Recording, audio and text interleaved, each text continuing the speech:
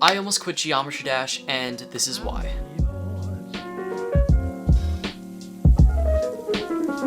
So it's been a while, how's it going? I got a new camera, microphone, and light, and I don't know if it's really helping me out too much, just showing like every imperfection on my face. But I mean, that's how you know it's good. So today I'm going to be talking about the current state of Geometry Dash, and I will be splitting this video up into 5 parts.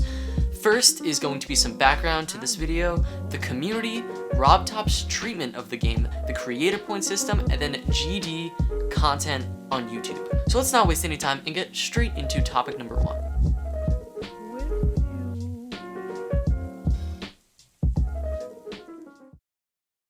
In August 2020, JF, who currently sits at number 7 on the creator leaderboard, quit Geometry Dash.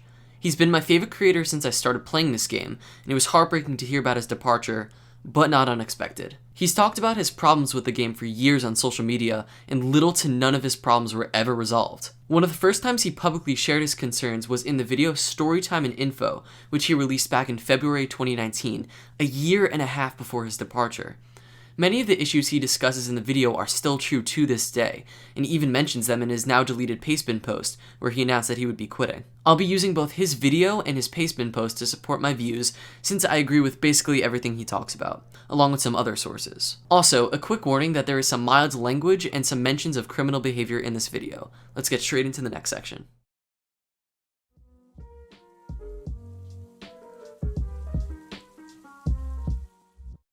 When talking about the GD community, the topic of whether it's good or not comes up a lot. There's typically 3 types of people. 1. People who say it's horrible and everyone within it is toxic. 2. People who say it's good and you just need to find the right people to associate with. And 3. People who have seen the good and the bad but choose to stay neutral. I was part of the second camp for the first year or so of me playing, until I saw the community's true colors. Liars, manipulators, hackers, genuine racists, sexists, and even pedophiles. Many of the creators and players I looked up to eventually being exposed for one of the things I just mentioned. Even after these people are exposed, they are sometimes welcomed back into the community with little to no mention of their previous actions. It's a good thing to be welcoming, but horrible people should absolutely not be a part of a community consisting of mostly minors. That being said, there are still some amazing people in this community. I've met some of my closest friends through Geometry Dash, and even getting to meet one in real life relatively recently. Over the years, I've learned to ignore the bad and try to focus on the good, because as I said, there are still some great people in this community. But over time, it becomes tiresome. People tend to focus on the bad, which most of the time drowns out the good. Especially on Twitter. My timeline gets flooded with drama and people complaining about how bad the community is. But for how long are people going to complain about the community before any actual change is made? In early 2019, Bushi made this community post that accurately portrays how I feel.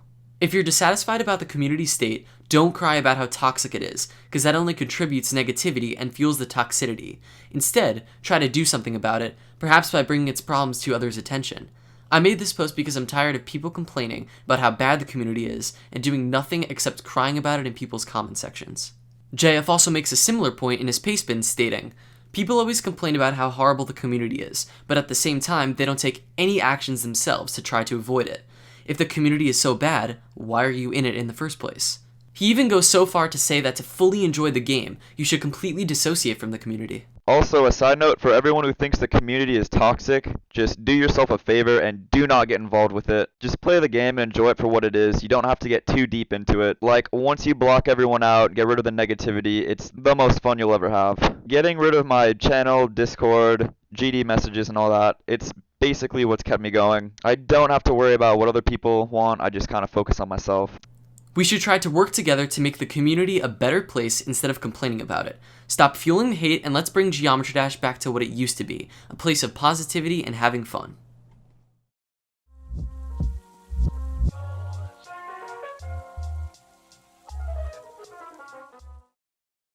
Whether we like to admit it or not, Geometry Dash is not nearly as popular or as stable as it used to be.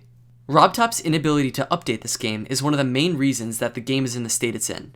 As the creator of one of the most popular games of all time, you'd think RobTop would want to update the game to maintain its relevance, correct? Clearly not. I'd understand if he simply said he wasn't going to make any more updates, but he has been giving sneak peeks for the next update and promising that it will come, quote-unquote, soon. On the App Store, he even states that 2.11 is a small update he was putting out before the release of 2.2. This implies that 2.2 would be coming shortly after that, right? Well, it's been 3 years. This means that the last major update, 2.1, came out over 4 years ago. JF also discusses this in his video. After playing this game for about 3 years, I've only been here for about 3 major updates. Those were 1.9, 2.0, and 2.1. I have no clue what is going on in Rob's head right now, but if he thinks making players wait more than a year for an update that generally is riddled with bugs and is severely unfinished is a good idea to keep this game going, then he's got a lot of work to do as a game developer. We haven't even seen the icons from GD World able to be used in the main game yet, and those were promised literally years ago. Everyone gives this guy the benefit of the doubt simply because he's an indie developer, and I get that. It takes time to do things yourself. That's totally cool. But sometimes it gets a bit extensive. A major example of a large bug that came along with the most recent update was the freezing of the global leaderboards.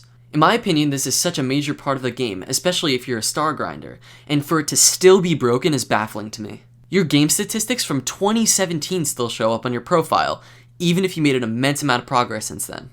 Nonetheless though, RobTop did create this amazing game, and without him, I wouldn't even be talking about this right now. I just wish he managed it better or gave it to someone who could manage it well. He's even been offered help by multiple developers, but denied help, stating that he would accept help, quote unquote, in the future. The fact that he created this game by himself is respectable, but since there are clear issues hindering the game from reaching its full potential, he should put his ego aside and accept others' help. I'm just thankful for people like Vibrant and Noise, who are actively trying to keep this game alive by hosting fun and engaging events. Without people like them, the poor management of the game would have easily been the nail in the coffin.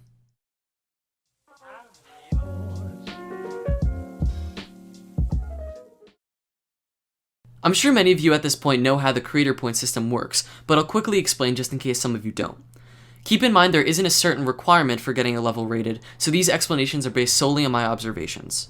When your level gets star rated, that means RobTop liked your level enough that he thought that you should receive an award for playing it. When your level gets star rated, that means RobTop liked your level enough that he thought that you should receive an award for playing it, but it was severely lacking in a certain aspect like design or gameplay. A star rating can also be seen on levels that have an extreme difficulty imbalance, high object count, or a song that is unavailable. A star rated level gives the creator 1 creator point. A featured level is essentially the same thing as a rated level, but isn't lacking in the same way a star rated level is. A featured level gives the creator 2 creator points. An epic rated level is what RobTop considers to be the best of the best, a revolutionary level, or simply a level RobTop really likes.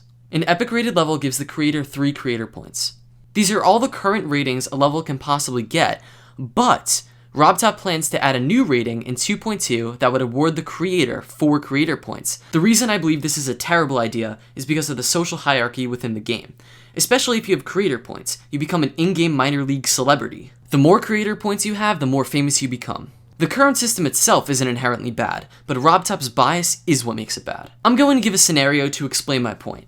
A creator with 100 creator points releases a level that isn't good by any standard, and a creator with 0 creator points creates a level of similar quality. The creator with 100 creator points will most likely get the level at least star rated, while the creator with 0 creator points would most likely not get any CP from it, even if RobTop played the level. JF states in his pastebin when referring to his level Cat Piss, that level was a ploy to see how little effort I can spend on a level while still getting it rated. After seeing RobTop feed into Geometry Dash's meta to rate it, I was criminally demotivated to make anything else in the game. If I could just make half-assed levels like Cat P and climb the leaderboards to become the ultimate creator, then what would be the use of creating anymore? Now, I will give RobTop some credit since he has gotten better at rating levels by unpopular creators, but the issue of rating bad levels by popular creators still exists.